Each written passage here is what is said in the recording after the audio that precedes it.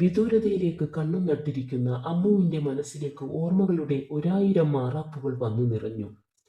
അപ്പുവിനെയും എടുത്ത് തന്നെയും ചേച്ചിയെയും കൈപിടിച്ച് എങ്ങോട്ടെന്നില്ലാതെ നടന്നു നീങ്ങുന്ന അമ്മ. അമ്മയുടെ കണ്ണ് നിറഞ്ഞൊഴുകുന്നത് എനിക്ക് കാണാമായിരുന്നു. നടന്നു നീങ്ങുന്നതിനിടയിൽ ഞാൻ ഇടയ്ക്കിടെ അമ്മയെ നോക്കുന്നുണ്ടായിരുന്നു. പെട്ടെന്നാണ് പുറകിൽ നിന്ന് ആരോ അമ്മയെ വിളിക്കുന്നത്. അമ്മണി, നിൽക്ക്, നിങ്ങൾ എങ്ങോട്ടാ പോകുന്നത്? ഞങ്ങൾ തിരിഞ്ഞു നോക്കി. ലക്ഷ്മി ചേച്ചിയായിരുന്നു അത്. ലക്ഷ്മി, എനിക്ക് എൻ്റെ കുഞ്ഞുങ്ങളെ പഠിപ്പിക്കണം. അതിനെന്താണൊരു വഴി? ഭാസ്കരേട്ടന് ജോലി കുറവാ. നാളുകളായി ശരിക്ക് ഭക്ഷണം കഴിച്ചിട്ട്. നീ വിഷമിക്കാതിരി അമ്മണി. എൻ്റെ ഒരു അകന്ന ബന്ധുവുണ്ട്, അവരുടെ വീട്ടിൽ നിർത്താം. അമ്മ വേദനയോടുകൂടി അത് സമ്മതിച്ചു.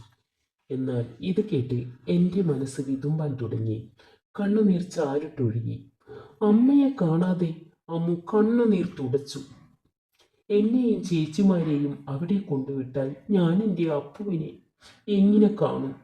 അവനുമായി കളിച്ച് കൊതി തീർന്നിട്ടില്ല. അപ്പുവിന് 4 വയസ്സാണ്.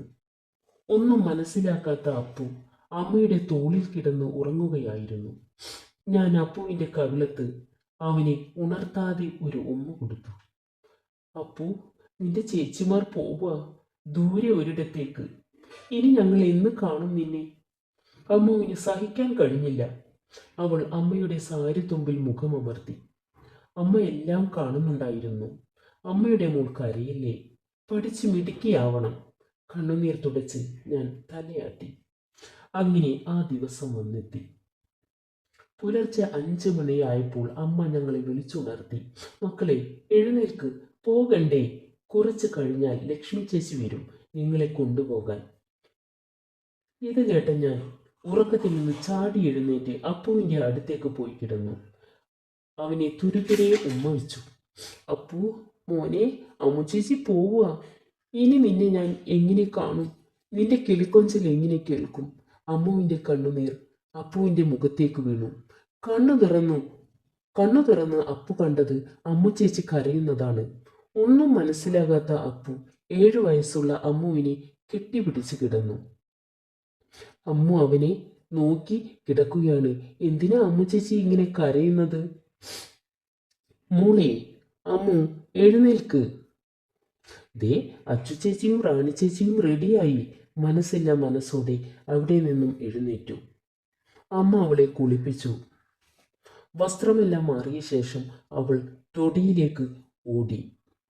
അവിടെ കെട്ടിയിട്ട കുഞ്ഞാടിനോട് യാത്ര പറഞ്ഞു. കുഞ്ഞാ, ഞാൻ പോവുക. ഇനി നിനക്ക് പ്ലാവില തരാൻ അമ്മു വരില്ല. പാടത്തും പറമ്പിലും പോകുമ്പോൾ ശ്രദ്ധിക്കണേ. പിന്നെ അവൾ പോയത് അടുത്ത വീട്ടിലേക്കാണ്.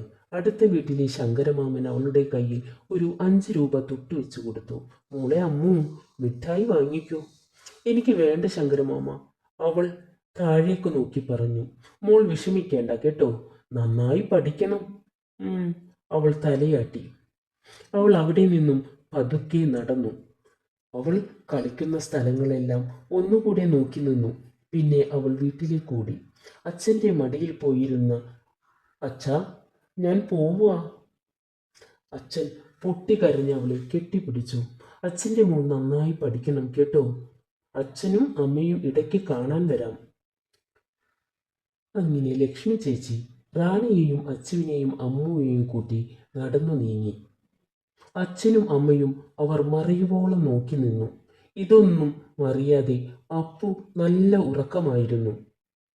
അതാ, ആ വരുന്നതാണ് നമുക്ക് പോകേണ്ട ബസ്. വേഗം വാ. 3 പേരും ലക്ഷ്മി ചേച്ചിക്കൊപ്പം ബസ്സിൽ കയറി.